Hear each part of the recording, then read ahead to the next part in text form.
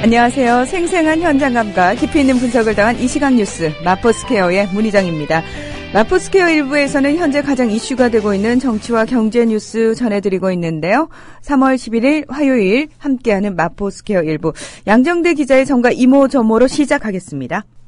네, 한국일보 정치부 양정대 기자 연결돼 있습니다. 양 기자님 안녕하십니까? 네, 안녕하세요. 네, 이 간첩 조작 사건과 관련해서요. 후폭풍이 네네. 굉장히 거센 느낌입니다. 일단 그 네, 전가의 그렇습니다. 소식 좀 전해주시죠. 네, 정치권에서 지금 요즘 가장 민감한 현안 중에 하나, 현안 중에 하나라고 하기보다는 오히려 가장 민감한 현안이다. 이렇게 단정지어서 말씀을 드릴 수 있을 것 같은데요. 이게 바로 말씀하셨던 이른바 서울시 간첩 사건과 관련해서 이 증거조작 파문입니다. 지금 새누리당에서는 연일 본질은 이 간첩 사건이지 증거조작 파문이 아니다. 증거조작 문제는 오히려 격가지다. 이런 주장을 해오고 있지만, 네. 실제로는 지금 이게 어제 이제 박근혜 대통령이 공식적으로 공개석상에서 유감 표명을 했었고요. 진실규명에 대한 얘기를 한 뒤에 검찰이 국정원에 대해서 곧바로 압수수색을 실시를 했지 않습니까? 네. 그러면서 이게 이제 그냥 덮고 갈 수 있는 문제가 아니다. 이런 생각들을 하고 있는 것 같습니다. 어제 제가 새누리당의 핵심 당직자와 저녁 식사를 같이 했었는데요. 그 핵심 당직자 얘기를 그대로 전해드리면 우리가 말로는 간첩 사건이 핵심이다 이렇게 얘기를 하지만 실제로 이 문제가 더 이상 정치권에서 왈가왈부되는 것 자체가 우리한테는 굉장히 좀 피하고 싶은 일이다. 이렇게 이제 표현을 했었는데요. 네. 실제로 오늘 지금 새누리당이 아침에 당 지도부 공식 회의가 있었는데요. 그 자리에서 이 문제와 관련해서는 이런 반구도 얘기가 없었습니다. 그러니까 그만큼 이제 이 문제를 정면으로 지금 야당에서 특검 주장하고 계속해서 공세를 펴는 것에 대해서 방어 차원에서라도 이 문제를 거론하면 할수록 오히려 좀 자기네들이 손해다 이런 생각들을 하고 있는 것 같습니다. 이 문제와 관련해서 한 가지 좀 꼭 주목을 해봐야 될 대목이 하나가 있는데요. 네. 이 증거조작 파문과 관련해서 지금까지 국정원에 대해서 여당 쪽에서 굉장히 좀 지난해 댓글 사건이 1년 내내 논란이 됐을 때도 계속해서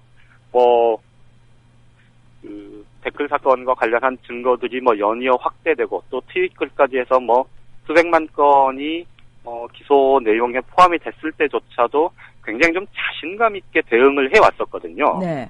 그러니까 이 문제는 결코 의도적인 대선 개입이 아니고 또 박근혜 대통령의 당선과는 전혀 무관한, 캠프와는 무관하다 이렇게 좀 어떻게 보면 강변하듯이 굉장히 좀 자신감 있게 이렇게 대응을 해왔었는데, 그런데 이번 사건과 관련해서는 새누리당의 반응이 생각보다 굉장히 좀 빨리 이 문제를 좀 회피하기 시작했다. 이런 대목이 있습니다.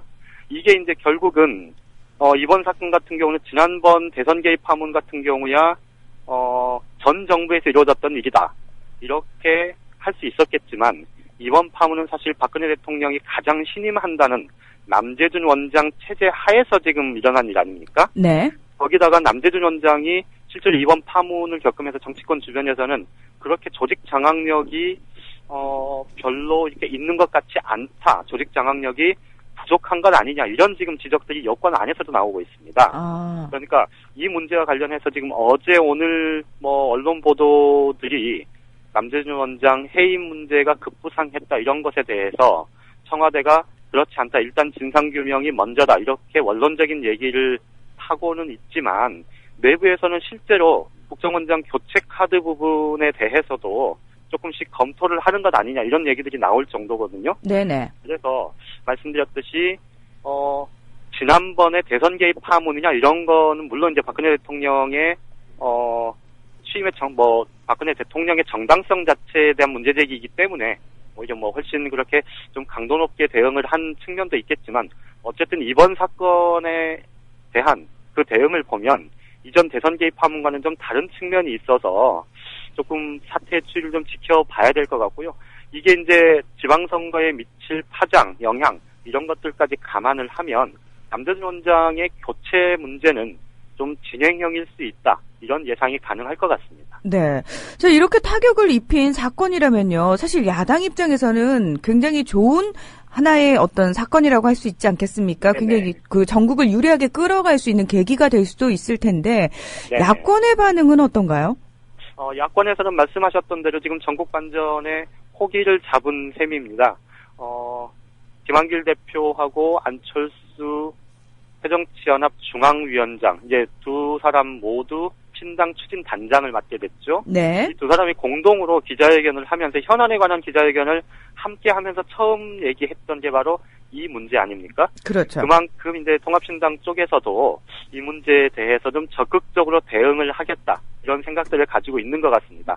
다만, 지금 특검 주장과 관련해서는 여권에서도 내부적으로는 검찰 수사를 지켜본 뒤에 필요하다면 특검을 논의할 수 있다는 원론적인 얘기를 하고 있지만 특검 문제를 이번 같은 경우는 지난해 대선 개입 사건과는 또 다른 차원에서 앞에 말씀드렸듯이 여권의 대응 수준이나 수위나 이런 것들을 봤을 때 특검을 밀어붙일 공산이 크고 사실 여권도 이것을 회피해 나가기가 좀 쉽지 않은 상황인 것 같습니다.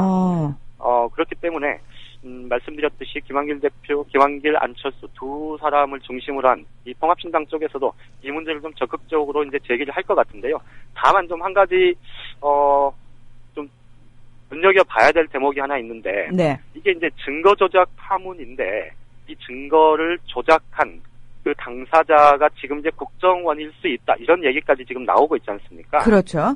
이 국정원의 움직임 이런 것들과 관련해서는 사실 그 신경민 민주당 최고위원 같은 경우는 동네 구멍가게 수준이다 이렇게 폄하를 하기도 했지만 어쨌든 국정원의 활동 자체가 지금 굉장히 베일에 쌓여져 있고 이 문제 때문에 사실 그 대선 개입 논란 이후에 이제 국정원 개혁특위가 가동이 되면서 정치 개입을 못하게 한 이런 대목이 있었는데요. 이제 어쨌든 입법을 시작을 한 건데 올해 들어와서 논의가 됐던 게 이제 대공수사권 폐지 여부나 이런 몇 가지 이제 핵심적인 부분들, 또 그 정치 파트의 축소, 내지는 폐지, 이런 문제들은 사실 전혀 논의가 진전 없이 사실상 지금 국정원 개혁특위가 막을 내린 상태지 않습니까? 네네.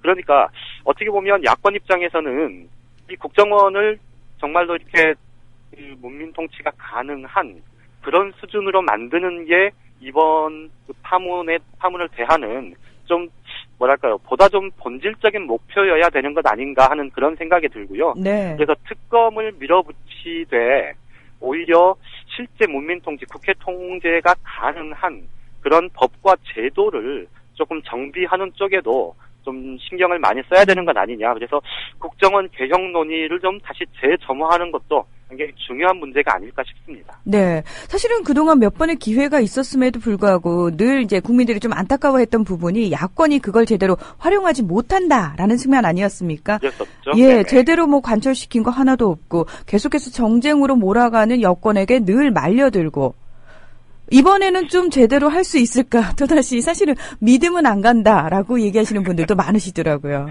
그 국정원 대공수사권 문제 같은 경우에 사실 그동안에 이제 정부 여당 쪽에서 내세웠던 논리의 핵심이 그건 아닙니까? 우리 같이 분단 사회에서 국정원이 대공수사권을 갖고 있어야 실질적인 그 대공 업무 자체가 가능하다. 이런 게 이제 논리였는데요. 그렇죠. 그런데 이게 이제 수사권을 국정원이 갖고 있다는 자체가 사실은 수사권에 대한 문제뿐만 아니고 어떻게 보면 직접 수사를 하는 과정에서 사실은 국정원이 좀 검찰이 갖고 있는 기소권에 준할 정도의 사실 막강한 누구의 견제도 받지 않는 권력들을 휘두르는 측면이 굉장히 많죠. 네네. 그러니까 이번 증거조작 파문 같은 경우도 사실은 총영사, 부총영사로 나가 있는 국정원 직원이 사실은 총영사의 통제 바깥에서 일을 벌였다. 이거는 이미 확인된 사실 아닙니까? 네. 이게 이제 단순히, 그 부총영사의 활동 자체가 대공수사권과 직접 관련이 있다. 이렇게 볼 수는 없지만, 말씀드렸듯이 대공수사권의 있고 없음이 실질적으로 그 국정원이 그 자신들의 권한을 넘어서는, 그리고 법으로 규정된 국정원 직원법이나 국정원법에 범위를 넘어서는 그런 행위를 하는 아주 기본적인 좀 토대가 되어왔던 거를 부인하기는 어렵습니다. 네. 그렇기 때문에 이번 기회에 말씀하셨듯이 좀 국민들이 원하는 그런 방향의 국정원 개혁이 실질적으로 좀 가능해질 수 있게 야권에서 좀 전략적으로 그 부분에 좀 포커스를 맞춰야 되는 것 아니냐 이런 지적을 할 수 있을 것 같습니다. 네, 양 기자님 어떠세요? 실제로 좀 옆에서 보니까 이번에는 희망이 좀 보이는 것 같습니까? 글쎄요, 단정을 해서 말씀을 드리기는 어렵습니다만 네. 지금 이제 작년 12월 말에 국정원 그 대선 개입 사건 이후에 이제 국정원 개혁 특위가 가동이 되면서 작년 12월 달에 이제 1차 입법이 마무리가 된 게 국정원의 정치 개입 활동을 막기 위한 미진한 건 사실입니다만은 어쨌든 법과 제도로 이제 규정을 하기 시작했다는 측면에서 굉장히 의미는 있다. 이런 말씀을 한번 드린 적이 있었는데요. 네. 그런데 이제 올해 들어서 일단 작년에 일단락이 된 이후에 올해는 이제 정말 국정원의 대공수사권이나 또는 국정원의 기능 강화와 관련한 본연의 기능 강화 이런 부분들을 위한 그런 구체적인 입법 논의를 이제 할 계획이었지만 사실 2달간 거의 허송세월 했던 것 아닙니까? 네네. 그 점에서 보면 이번 같은 경우는 사실 국민적인 여론의 뒷받침 속에서 말씀하셨던 국정원 실질적인 개혁 논의 이런 부분들이 좀 탄력을 받을 가능성은 공간은 굉장히 많이 넓어졌다고 봐야 될 것 같습니다. 그 점에서 야권에서 얼만큼 좀 주도 면밀하게 준비해서 전략적으로 이 문제를 좀 적극적으로 제기하느냐 그리고 성과를 낼 수 있느냐 이 정치력을 보여줄 수 있느냐 이런 부분들이 좀 지켜봐야 될 대목인 것 같습니다. 네. 다시 한 번의 그 호기를 이번에는 야권이 좀 제대로 잡기를 바라봅니다. 네, 양 기자님 오늘은 여기까지 듣겠습니다. 고맙습니다. 예, 고맙습니다. 한국일보 정치부 양정대 기자와 함께 정가 이모저모 알아봤습니다. 특정 집단이 자신들의 기득권이나 이해관계를 지키기 위해서 변화에 저항하거나 사실관계까지 왜곡해 가면서 여론을 호도하는 행동들은 어떤 명분이나 정당성도 없는 것입니다. 이 말은 국정원을 향한 박근혜 대통령의 질타가 아닙니다. 파업 중인 의료계를 겨냥한 것입니다. 물론 국정원에 대해서도 한 말씀하셨어요. 매우 유감스럽게 생각합니다. 이 일과 관련한 실체적 진실을 조속히 정확하게 밝혀서 더 이상 국민적 의혹이 없도록 해야 할 것입니다. 검찰은 이번 사건을 한 점 의혹도 남기지 않도록 철저히 수사하고 국정원은 검찰 수사에 적극 협조해야 할 것입니다. 수사 결과 문제가 드러나면 반드시 바로잡을 것입니다. 박근혜 대통령은 그간 침묵을 유지해왔습니다. 국정원이 한 사람을 간첩으로 몰아가면서 거듭 거짓 증거를 내세우는 와중에서도 침묵했고 대선에 개입해 국기를 물랑케 해도 그냥 조용히 있었습니다. 야당에서 아무리 반발해도 무시했습니다. 그런데 조선일보가 한마디 한 직후 180도 달라진 겁니다. 3월 10일 사설 남재준 국정원장이 책임져야 한다. 저는 한마디로 통일은 대박이다. 이렇게 생각을 합니다. 이 말이 나오기 직전 조선일보는 통일이 미래다라는 기획 기사를 내보내기 시작했습니다. 조선일보가 한마디를 하니 박근혜 대통령의 정책 기조가 되는 것입니다. 이유가 궁금했습니다. 그런데 얼마 전 그 의문은 풀렸습니다. 존경하는 방상훈 사장님과 내외 귀빈 여러분 반갑습니다. 여러분께서는 국민TV 라디오 마포스퀘어 일부 문희정과 함께하고 계십니다. 계속해서 오늘의 경제 뉴스 들어보겠습니다. 김광수 경제연구소의 길경직 연구이사 연결돼 있습니다. 이사님 안녕하십니까? 네, 안녕하세요. 네, 저희 그 마포스퀘어에서도 공기업이나 공공기관의 가장 큰 문제점이 이 낙하산 인사라는 이야기 몇 번 하지 않았습니까? 그렇죠? 예. 그런데 이번에 또 들리는 소식으로는 김감원 고위 간부들이 민간금융사로 줄줄이 낙하산 인사가 예정이 돼 있다. 이렇게 얘기가 들려옵니다. 네. 이런 민간금융기관으로의 낙하산 인사 어떤 문제점이 있을까요? 일단 지금 이 금융감독원의 고위 간부들이 민간 금융기관 감사라든지 사회이사 등으로 이제 대거 이동할 계획이라고 해서 이제 논란이 좀 일고 있습니다. 네. 올 3월에 주주총회 이제 전까지 금융사 임원 자리로 뭐 일부 전현직 금감원 그 고위직들이 옮길 것으로 이제 이렇게 알려져 있는데요.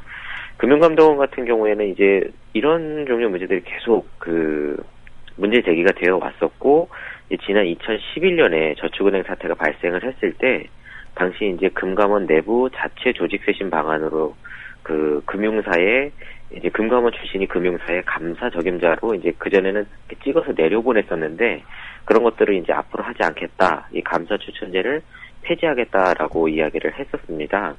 그리고 또 공직자윤리법이란 그 법상에는 이 금감원이나 어쨌든 이 그 경제 관련한 부서에서는 그 퇴직한 날로부터 2년까지는 퇴직하기 전에 본인들이 5년 이상 그 5년간 속했던 부서 업무하고 관련된 기업에 이제 취업을 할 수 없도록 법을 아예 명시를 해놨거든요. 네네. 그런데 이번에 이렇게 좀 무리하게 금융사들의 그 밀어내기를 이렇게 하고 있는 이유에 대해서는 이제 그 금감원 내 고위직 인사들이 너무 적체되어 있기 때문이라고 이제 보고 있습니다. 그러니까 그 인사 발령을 받아야 되는 사람은 너무 많은데 자리가 없으니까 이게 그냥 민간 금융사들, 감사라든지 사회이사, 고위직들로 이제 낙하산을 내려보내고 있다라는 이야기인데요. 네. 저축은행 사태가 이제 일어난 이후에 2011년도에 그렇게 이제 금융사들로 보내지 않겠다라고 한 이후에 한 3년 동안 그 금융권에 재취업을 하지 못하다 보니까 간부급 직원이 이제 넘쳐나고 있어서 그런 사람들이 이제 밥그릇을 챙겨주느라고 이렇게 내려보내고 있다라는 이야기입니다. 근데 이렇게 금융감독원이든지 뭐 기획재정부든지 공무원들이 이렇게 민간 금융사로 이동을 하게 되면 금융감독 자체에 굉장히 심각한 문제가 발생할 수밖에 없습니다. 왜냐하면 아무래도 전임자가 이제 담당자로 있는 금융기관을 공정하게 감독하기가 굉장히 어렵기 때문입니다. 그렇겠죠. 퇴직을 했다라고는 하지만 이전에 같이 일을 했었고 또 본인의 어떤 선배 위치에서 이렇게 있었던 사람이 있는 회사를 다 이렇게 칼같이 자르기는 굉장히 어렵고, 특히 이번에 지금 있는 이제 기획재정부 장관도 마찬가지이지만 뭐 그 공무원으로 한 그냥 부장급 이렇게 있다가 퇴직을 한 사람이 나중에 장관으로 오는 케이스가 지금까지 이제 비일비재했었거든요. 네네. 그렇기 때문에 퇴임을 한 사람이 언제 다시 자기 상관으로 이제 올지도 모르는 그런 상황에서 이런 그 전직 전임자들의 부탁을 딱 쉽게 거절하기가 쉽지가 않다라는 겁니다. 따라서 제대로 된 그 감독이 이루어지기가 힘들고, 아무래도 이 공무원하고 감독기구하고 이 민간금융기구하고 이렇게 거의 이렇게 짝을 이루다 보니까 계속 이전서부터 해오던 관치금융의 틀을 벗지 못하고 금융 관련 사고가 계속해서 연이어 발생하는 것도 바로 이런 데 이유가 있다라는 겁니다. 금융당국 관계자는 이렇게 비난을 하는 것에 대해서 이 뭐 금감원 직원들이나 공무원들이 자기네 전문성을 살려서 살릴 수 있는 분야에서 금융사에 기여를 한다면 이제 큰 문제가 될 것이 없다라고 이야기를 하지만, 정말로 이렇게 전문성 있고 실력이 있는 사람이다라고 하면 굳이 낙하산으로 금융사에 보낼 이유가 뭐가 있습니까? 그렇겠죠. 실력이 있는 사람들인데. 그러니까요. 어쨌든 이렇게 금융감독이 자기 밥그릇이라고 생각하는 사람들이 자리를 차지하고 있는 한 정상적인 금융감독이 절대 이루어질 수 없고, 이제 금융 소비자들의 피해만 계속해서 이제 쌓여가게 되겠죠. 그러면 이제 청취자분들 좀 이해를 돕기 위해서 금융감독 제도가 어떻게 변화되어 왔고, 어떻게 하면 그럼 이 금융감독이라는 걸 잘 할 수 있을지에 대해서 한번 좀 이해를 돕기 위한 설명을 조금 간단히 드리겠습니다. 네. 먼저 이 금융감독 제도라는 거는 역사가 그렇게 길지는 않아요. 이 뭐 금융의 역사라는 게 곧 미국 금융의 역사라고 할 수 있을 정도로 미국의 비중이 막대하다 보니까 미국을 중심으로 좀 말씀을 드리면, 미국 같은 경우에는 이제 이 FRB 연방준비제도라는 것이 1913년도에 만들어졌어요. 그 이전에는 이제 그 월스트리트에 있는 금융기관들, 은행이나 뭐 투자은행이나 이런 금융기관들이 자기들 나름대로 이제 그 모임을 만들어서 자체적으로 시장을 규제했었습니다. 그 중심엔 이제 JP 모건이라는 사람이 있었고, 이 JP 모건이라는 사람이 지금의 이제 뭐 버냉키라든지 그린스펀 같은 FRB 의장의 역할을 해왔었습니다. 그러니까 거의 경제 대통령을, 미국에서 있는 경제 대통령 이 사람이 했었던 건데, 이걸 이제 이 역할을 하는 것을 정부에서 다시 가져오겠다라고 해서 뺏어가지고 온 게 1913년에 FRB를 설립한 것입니다.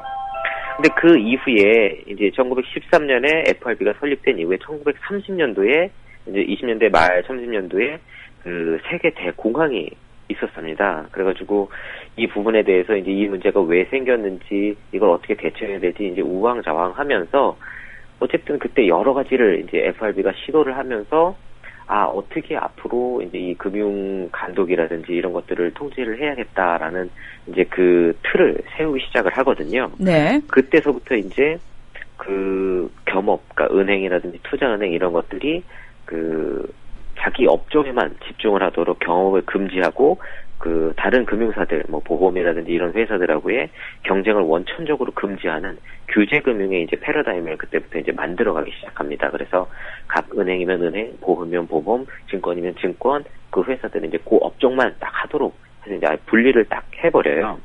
이렇게 되면서 그 전에는 그 20년대 말 30년대에 그 세계 대공황이 있었지만 그 전에도 굉장히 정기적으로 뭐 10년에서 15년 내외로 이런 종류의 공황이 계속 이제 반복이 됐었거든요. 네. 근데 이게 1930년대 FRB가 이제 규제 규명의 틀을 딱 잡은 이후로는 한동안 이 공황이라는 것이 발생하지 않아요.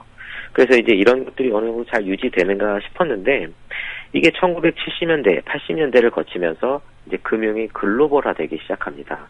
예전에는 미국이면 미국 안에서만, 유럽이면 유럽 안에서만 어떤 이 금융의 이 사업이 진행이 됐다라고 하면 이게 이제 60년대, 70년대, 80년대를 나오면서 미국에 있는 회사들이 유럽에 있는 회사들과도 금융 거래를 하게 되고 또 아시아라든지 다른 나라들까지도 이제 이 금융이 전 세계적으로 글로벌화되기 시작하면서 이 1930년대에 마련을 했던 금융 규제의 어떤 패러다임이 유지되기가 힘들어져요. 그러니까 이걸 일부러 없앤 것이 아니라 그 글로벌화된 상황에서 은행이 단순히 이제 은행 업무만 하는 것만으로 이제 경쟁력을 유지하는 것이 굉장히 어려워지기 시작합니다. 그래서 이제 예금이 점점 줄어들게 되니까 이런 부분에 대해서 대책을 마련한 것이 다시 이제 겸업을 90년대 후반에 들어서부터는 다시 이제 겸업을 허용하고 오히려 금융기관들 사이에 경쟁을 촉진하는 규제 완화의 패러다임이 이제 다시 새롭게 시작이 됩니다.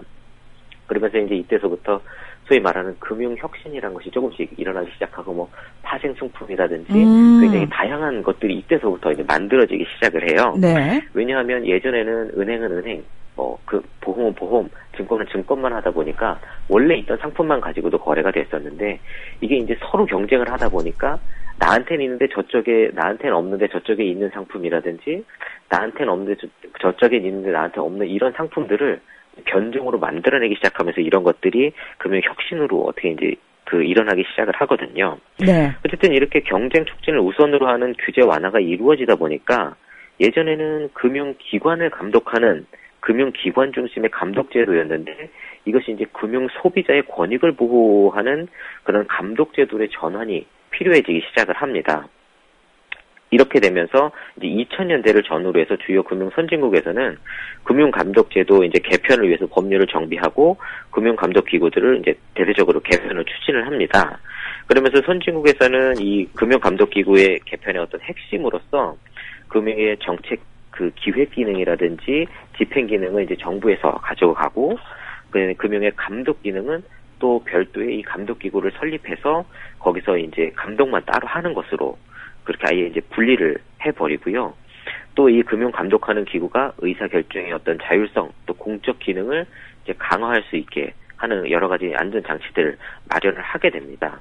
이러면서 예전에는 어떻게 보면 이 FRB나 중앙은행 같은 것들이 정부에 이게 조금 예속되는 면이 있었다라고 하면 이런 부분들을 기관을 이제 완전히 이런 정부 기구로부터 완전히 떼어내는 기관의 어떤 독립도 한편에서는 추진을 하게 되고 또 한편에서는 이런 금융 감독 기구의 이제 책임자들을 정부에서 이제 내려보내는 것이 아니라 민간에 있는 전문가들을 데려다가 금융 감독 기구의 이제 CEO를 시킴으로써 인사의 독립도 같이 이제 추진을 해서 이런 금융 감독 기구가 이제 정치적으로 혹은 정부의 어떤 입김에 휘둘리지 않도록 독립성을, 중립성을 보장할 수 있는 방안들을 만들어 놓게 됩니다. 그러니까 독립을 보장하는 대신에 감독 기능을 좀 강화시켰다 이렇게 봐야 되는 건가요?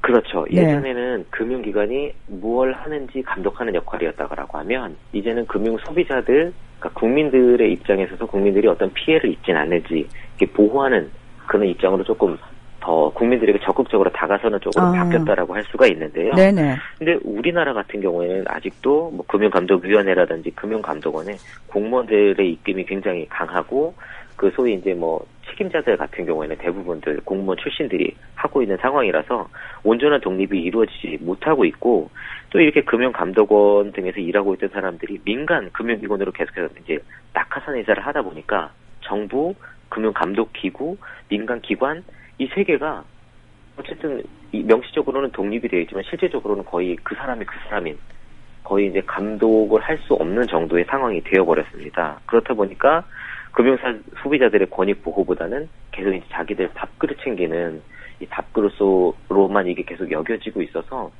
지금 이제 계속해서 금융 관련 그 사고들이 발생을 하잖아요. 네네. 단순히 뭐 이렇게 금융기관들의 책임이라기보다는 감독 기구 자체에 어떤 근본적인 문제가 있는 것이 아닌가라는 생각이 좀 듭니다. 네. 어제도 그 왜 카드 정보 유출과 관련해서 네. 대책이라고 마련한 것이 환수의 주체가 정부가 돼서 네, 피해자 구제에는 전혀 관심이 없다 이런 얘기 했습니다만 우리나라 금융 정책은 여전히 정부가 위주가 되고 주체가 되는 그런 상황입니다. 피해자나 소비자는 전혀 안중에 없군요. 예. 자, 오늘은 여기까지 듣겠습니다. 고맙습니다. 네, 감사합니다.